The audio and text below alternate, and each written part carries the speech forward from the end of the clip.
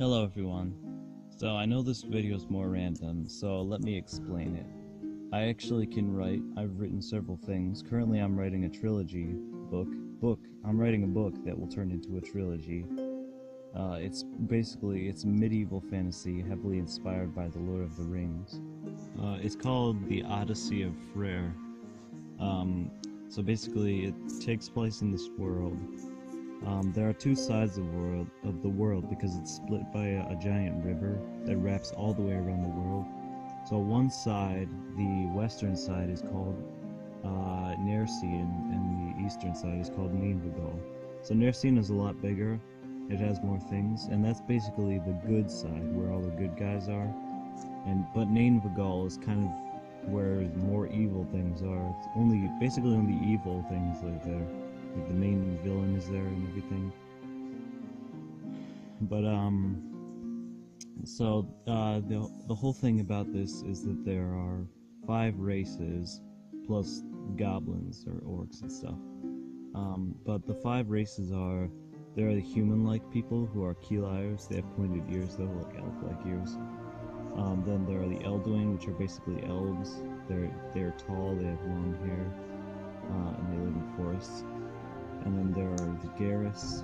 The singular is Garen, but the Garrus are kind of like hobbits because they're smaller, and they spend a lot of time outside. But they usually have shorter hair and darker skin, and they're not quite as short as a hobbit would be. And then there are the Allegiern, which are basically kind of like wizards, but there are only 15 of them, or there are 14 of them now. The main villain is actually an evil one of them, so that's an interesting thing. And then there are the Mermir, which are utterly evil. They were created by the main villain's master, who no longer exists. But they're totally evil, and there are a lot more of them than just 15. There are hundreds of them. But then there are the Goblin Orcs, which don't count as a race because they were just created by the villain also. But those are called Girn. Singular is Girin. Singular for Elduin is actually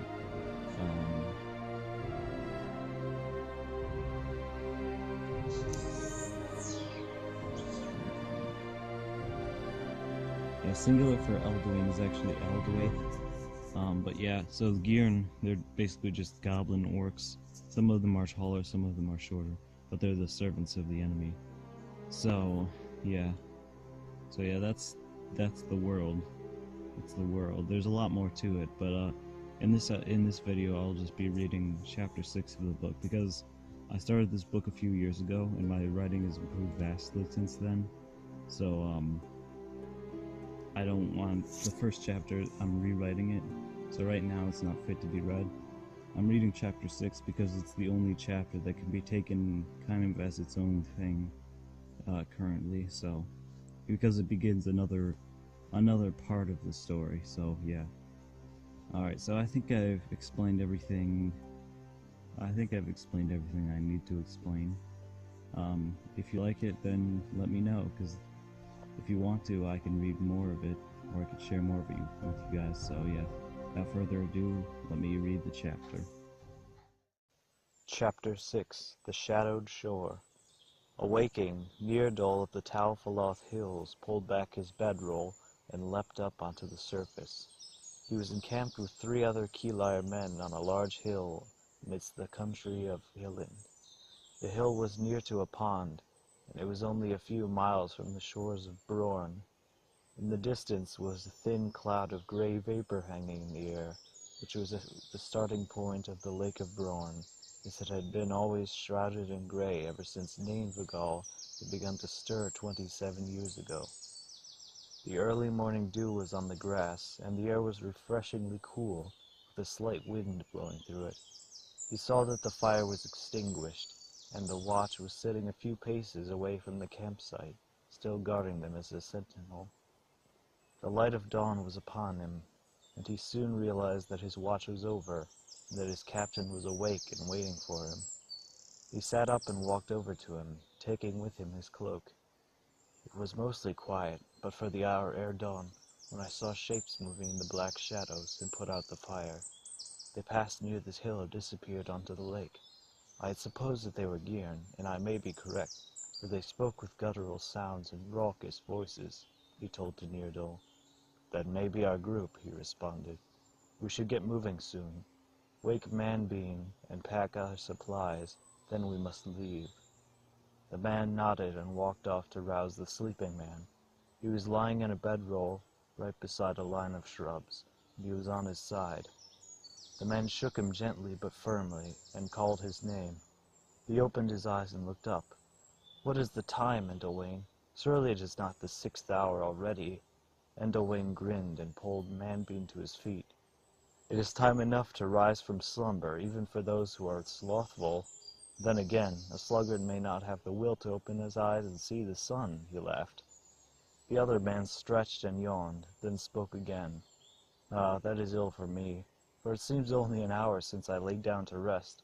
Are you quite sure you have not awoken me a mite too soon? I assuredly could make use of a few more hours of sleep. And Owain grinned more broad, and urged Man-Bean on. Come, the Ulthaean have no need for loafers and fox-hens. If you wish to sleep longer, then we'll have to leave you behind. Man-Bean shrugged and went with Endelwain sighing.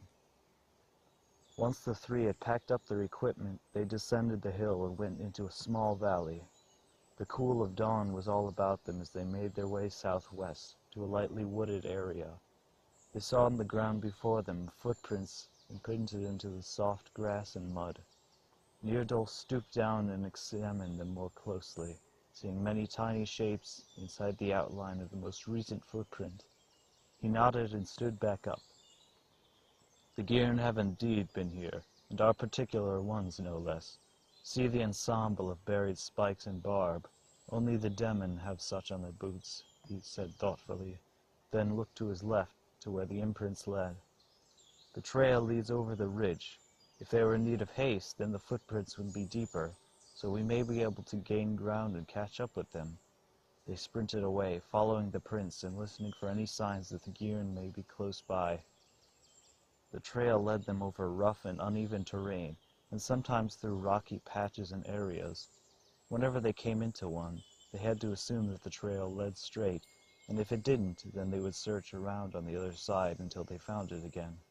Eventually, it became so rocky and stone-ridden that they had no hope of following any footprints, and instead relied on other signs of the Girn's passing. They could see the lake through the fog more clearer now, as it was only 6 yards from where they were standing. The water was dark and uninviting, and it looked to be a cruelly low temperature that would freeze a man to his bones and almost render his limbs helpless.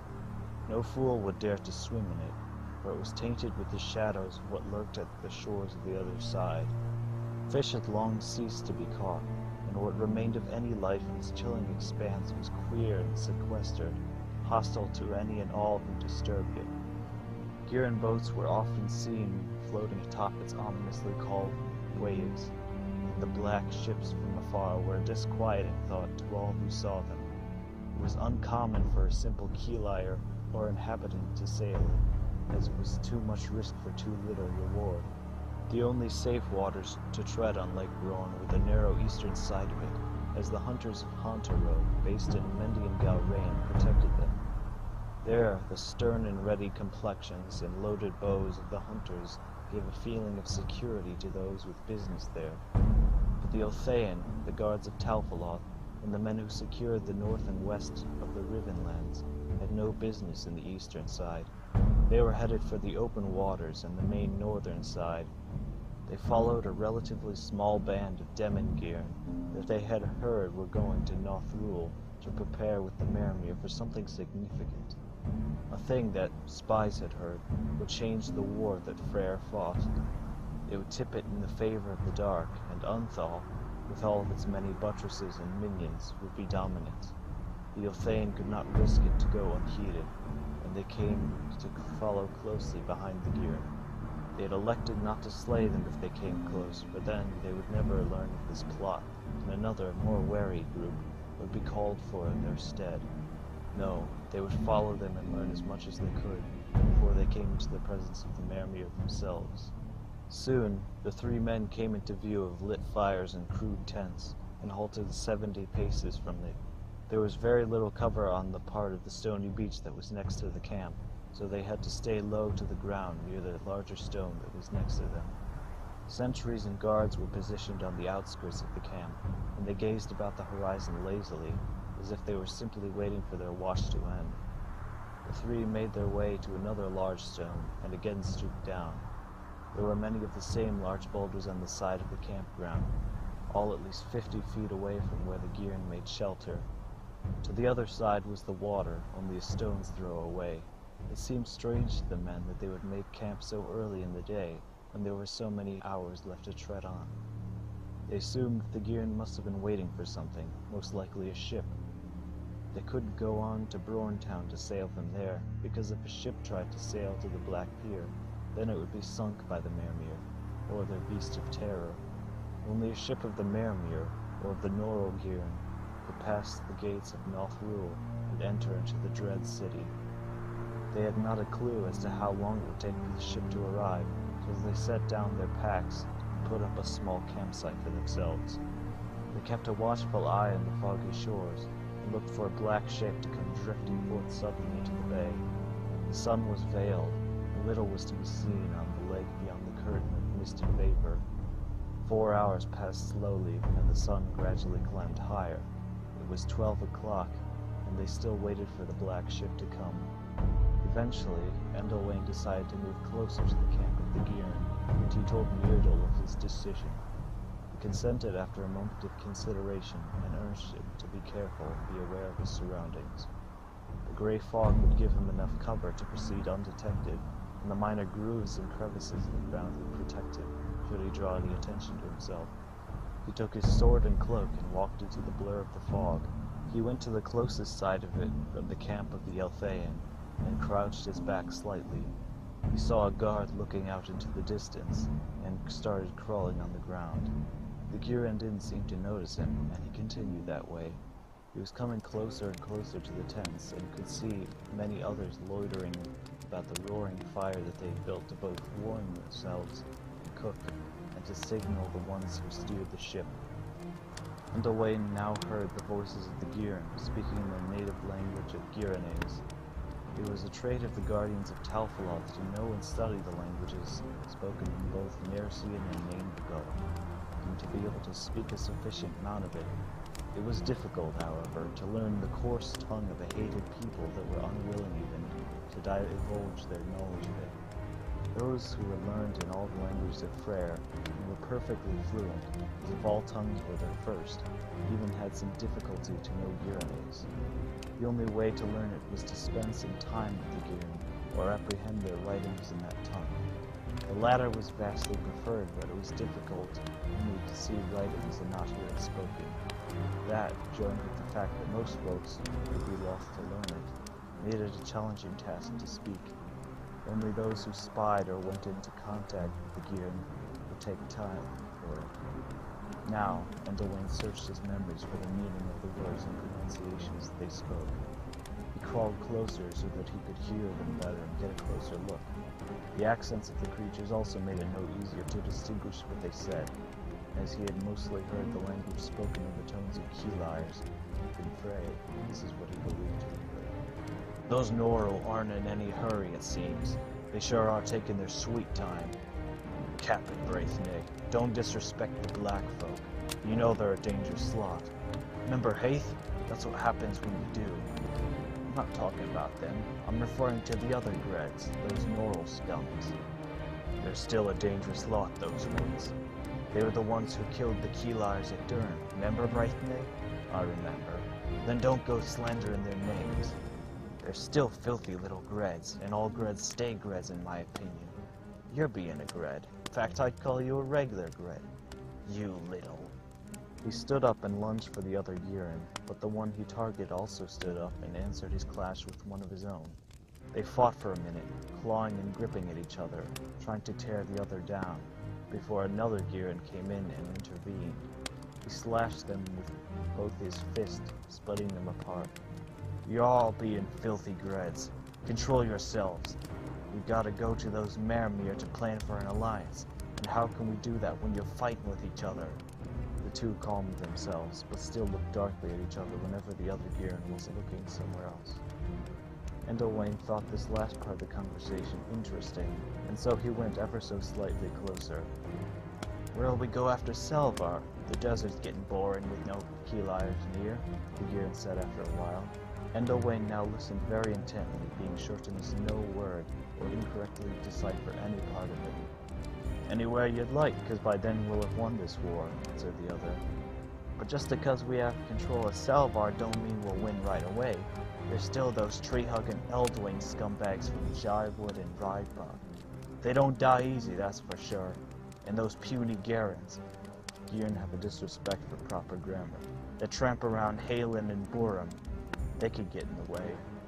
The other Geiren looked as though he disapproved of his companion's lack of face. "We'll crush the Eldwain and Geirens if we fell the big city. All that's left is those wizards. The Mermere will take care of them easy enough, if everything else is fine." The other one still looked skeptical, but he remained silent. Endelwain decided that he would hear no more, and he started to creep back to his own campsite. He had learned a good bit. The Demon were allying themselves with the Norrell, and they apparently planned to besiege Salvar and overthrow it. He now knew that this was indeed no insignificant plot that they were executing, and he did not wish to risk further exposure to the Geiren, lest he be caught, and the news never reached the ears of his fellows. He wriggled his way past the bright flame, and the Geiren that sat there, and made his way towards the exit of the camp. He saw that there was no guard posted at the back as there was before, and he assumed that they must have been switching at the moment. It was fortunate enough for him, for he did not enjoy entrusting his safety to conditions that very well may change. Though he knew that the fog was a result of the Mermere's corruption, he still felt as though its condition was too mobile for his lasting good. He got up onto his hands and knees, gradually rising higher and higher, as he put more and more distance between himself and the fire. The ground was fairly level, with only a stray rock jutting out here and there to pain a traveler every now and then. Endelwain saw the guard that was still absent from his post, and he began to think it strange that a Geiren, bred for war and vigilance, should neglect his basic duty to simply watch over the side of a campground for a time. Perhaps they're fighting over a drink, he thought wryly.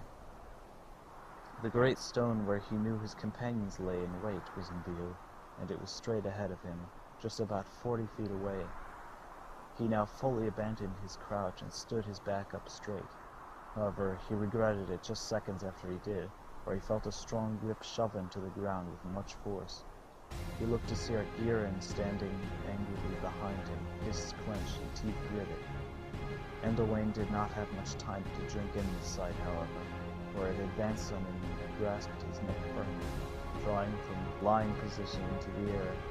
He kicked it and used the brief halt in its full strength to escape his deadly chokehold, but it soon recovered and threw a wild punch at his head. Endelwain just evaded it. He took the hilt of his sword, attempting to draw it from its sheath to smite the creature, but the falling punch broke the strap that bound it to him and knocked the piece away. He landed only a few feet away, but he knew that he couldn't get far if the Geiren was so close to him and in such a violent mood. He clawed at him again, grunting and yelling each time it did. Endelwain retaliated with all the strength he had gained in the 17 years as a guardian, and sent the thing stumbling backward. He ran for his sheath, hurrying to pick it up and draw the sword out. From behind him he heard the ringing slide and the scraping of steel, slithering from its prison, longing to fulfill its purpose and shed blood. He turned just in time to see the Geiren's blade lunge for his body, and Rose refused to meet it. Their swords clashed and rang, and they danced about, each trying to miss the other's swings. The Geiren's sword was bent and crooked, and it had a scrappy veneer of some leather-like material around its point. The sides were notched in many places, and it had some sharp metal twisted around the entirety of the blade. The thing swung it in murderous arcs, willing it to cause as much destruction as it could, trying to break down Endelwain's defense. It swung it sideways, and Endelwain ducked under its swift current. He sliced at the large blade, attempting to drive it back, and stood his ground. He fought back the force of the enraged strokes that the Geiren dealt, and himself swung his sword with backhand strokes and uppercuts. Soon he gained the upper hand, and smote the great blade back. It fell out of the creature's hand, leaving him defenseless. But no sooner had it gone away than the Giran ripped the sword out of Endelwain's hand, and once again sent him to the ground. It progressed to drive its foot into his chest, the barb and small spikes being driven slightly into his skin. He cried out in pain, but at that moment an arrow flew out and found its mark in Giran's head. It fell dead, and Endelwain stood up, gasping for breath. He saw Manbean with his bow in the distance, signaling for him to come to him. Endelwain took his sword in sheath, with its broken strap, and went quickly back to their campsite. When he arrived, Manbean and Myrdal awaited him, crouching each on one knee. "What happened? How did that one Giran find you and not the rest?" inquired Myrdal. "Must have been the watch," answered Endelwain, thinking. "I did not see him at his post when I left the tents of the Giran. He must have sneaked behind me, for when I rose he surprised me. It is fortunate that he did not raise the alarm, for we would have been overwhelmed for my thoughtlessness." Myrdal was satisfied, but he asked a different question now. "Did you learn anything from your journey, or was it in vain?" Endelwain now quieted his voice so that it would not carry. "It was not in vain, for I learned something of great importance. It seems that the Demon are aligning themselves with the Norl, and the Giran here are the representatives of Onindem." "But what for?" interrupted Manbean. "Hush, and I will tell you," Endelwain said.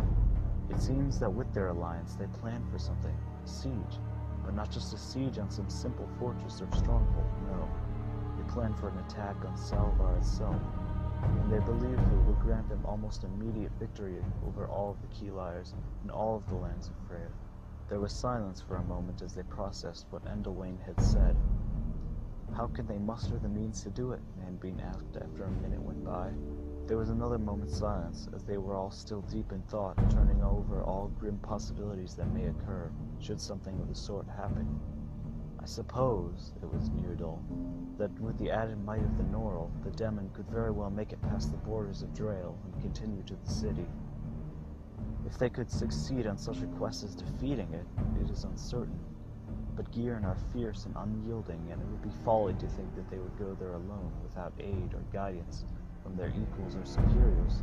I doubt not that the Merimir would accompany and lead the attack, for they are the greatest servants of Onrintis, and they are well able to invoke both fear to their enemies and strength to their allies. Still, I cannot say if they would be able to take it for their own, as the men of Drael are doughty and stout, strong of arm and wise of mind. It would take legions of the Gintrolith to fell Salvar. By that time, Mayan and Nayan themselves will have ceased their shining upon this former Irulan. Impossible it is not, yet Onrintis must bear his full force down if he is to take it." Once he finished his thought, Endelwain expressed his. "Perhaps it is not as difficult to accomplish this task as you make it to be. The Giran seemed confident in their abilities to do so once they had the assistance of the Norl at their disposal, and most of them were sure that it could be done. Giran are not fools outright, for they know caution, and they know when a thing is out of their reach to accomplish. If they were so confident that they were able to defeat Salvar, then I would reconsider your conclusion that they would fail in the attempt. No, it does not mean that everything they put their faith in will come to fruition, but it does show that perhaps we do not know the full extent of the forces they assemble. If we are to be wise, then we must consider the possibility of their might being greater than we could have guessed. I do not doubt that your trust in the king is not ill-placed, but your trust in the Merimir's failure, perhaps, is exaggerated beyond what it should be. You are correct, yet I stand by my original words. It would take Onrintis' full force to take the city. That is not to say, however, that the armies he musters are not greater than we suppose, but you are valid in saying that the Giran are not fools, and they know their limits. I will say that we must wait and see their true number before passing any definitive judgment on the matter, for expecting is vastly different from knowing, and we must know what we face, not expect," finished Myrdal with a final note. On this they all agreed and laid it to rest. After this they fell into silence and debated with themselves in their own minds. It took some time before anything actually happened, another hour perhaps, when they finally saw movement down at the Giran campsites. Bodies frantically rushing from one place to another, very much like ants rushing to collect food. The three men sat up and packed away the few things they took out from their baggage before. Then, creeping to the edge of the large stones surrounding the tents, they spied out the creatures and their actions.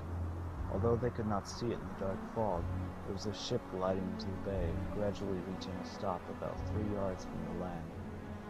The far-off sound of gear and vocals could be heard, giving out orders and shouting at the ones who were lagging or complaining. The men crept closer to the camp, warily looking all about to see if there were any who were not at the campsite, and there were a few, but they were still in front of them and not behind. They waited for a few more minutes, then proceeded even closer to the group. The three Ilthayans saw that a sturdy plank of wood was extended from the ship to reach the shore, which allowed for the den to board the thing. But it also appeared that none of the creatures had ascended yet, and it looked as though they waited for someone to bid them come. In a moment, they saw that their guess was correct, for the sound of a single being stepping heavily on the deck was heard, approaching slowly. In time, the figure of a 6-foot man swathed in shadowy black raiment appeared from the moving mists, and stopped a little more than halfway down the crossing that bridged the two masses. He stood there, hooded and shadowed in his garments, which hung about in many places, such as at the ends of his sleeves, where his black-armored hands protruded. The same cloth bags such as this all around his body, around his torso and arms, and around his legs as well. His tall, black boots, which went up to his calves, covered the rest of his legs. His long cloak, which was simply a cape that covered his entire back, and a dark and heavy hood extended all the way down to his ankles. It was also wide enough for him to conceal his front if he wished, but was exposed at the moment. "Come, servants of Unundem," he said. His voice was deep and misty, barely more than a hiss. "Come, for my master awaits you where he dwells, on Nothforum." There was murmuring among the gear, but they followed this Mermere onto the ship along with all of their things. It took almost 10 minutes for the entire band of them to board, and they finally had every one of them, and all of their equipment. Manbean had to resist the urge to jump out and surprise the last gear when it was rushing to the bridge to join its companions. He even gripped his bow as he saw it slipping away, but Myrdal put a hand on him to restrain this. When it leapt onto the deck, the plank was immediately withdrawn, and after a few moments, the sound of anchors being lifted was heard, and the ship floated away. The black sails and dark wood was soon out of sight as the waters gurgled their exit, and the waves closed behind them in the wake of their passing. The three kneeled there for a while longer, listening and thinking. They waited to see if everything had been taken with on the ship, and that nothing remained with them on that shadowed shore, save the many stones and vapors that clung to the land. After 5 minutes, Myrdal finally permitted them to leave their spot and go on. The men went back along the way that they had come, and started to head back north. They passed in silence until they came again out of the shadow of Lake Broarn, and entered into their native land of Hillen. The Keelars did not rest until they were well out of sight of the grey clouds, and encamped once again upon a hill, this time a tall one, which had a view of the land. They lit themselves a fire, and each of them sat around it, for sleep was not on their minds. They instead considered what they had learned, and what should now be done. If an army was truly to assail Drael, then many things must be done, for their force must be great. Yet it was still a lingering question of just how great the force was, for who knew what they might have sown or planned to sow in Salvar to make the task easier. But if it required both the Demon and the Norl, then they must have been plotting some sort of open and direct assault. But it couldn't be the sole thing they were depending on, for, as Myrdal had pointed out, Salvar was mighty. Indeed, it was the mightiest of all the Keelar strongholds, not of any stronghold. The only fortresses that were more secure were Haveldine, the accursed mountain, and Hanrai of old, the ancient dwelling of Frairinor, where the Tower of Borum now stood on Pengrade. "What is to be done?" asked Engelwain, rending the silence at last. Myrdal looked up from the fire, which he had been staring at for some time, and answered him. "Desser must be warned. All of Drael must be warned against what approaches them, lest they be taken by surprise, and fall right into the enemy's hands. The road to Salvar is what we must take, for better or worse. But I cannot go myself, for I must stay to ensure the safety of these lands, he added with a remorseful but accepting look. Are we to go straightway to Drael from here? Is it to be only I and Endelwain who go? Queried Manbean. Many leagues lie between here and those lands, and the road, whichever way, is perilous. Racefield is under the heavy hand of the Norrell, and war besets Jelpintil in the east. Over the hills is the only way left, but that way is unsure, for slags have taken to skulking about near Hartwood, and all along the northern hills of Amethdoon. Oft it is said that they breathe some of them near there. Myrdal considered Manbean's thoughts for a moment. No, you'll not begin your journey there immediately, nor shall it be only the two of you. We must go back to Talpaloth and inform all of the others of this information we have acquired, and of this course you would take to Salvar. You must rest first, but not overly long, though we are in need of haste. And as for the way that would be taken, we will decide those things when we gather together those who will go, at the most 6, and at the least both of you, Theodore told them both. Endelwain and Manbead consented, and in the days that followed they came back to Talpaloth to decide what was to be done. 5 was the number chosen for the company: Endelwain, Manbean, and 3 of their kin, whose names were Nilbreth, Henferod, and Firfaroth, a former man of Salvar who had come to the Rivenlands. The course that they chose was that of the pass of Racefuel, and they departed on the 8th of June for Drael. Miles behind them, the darkness grew from the lake, and the night deepened.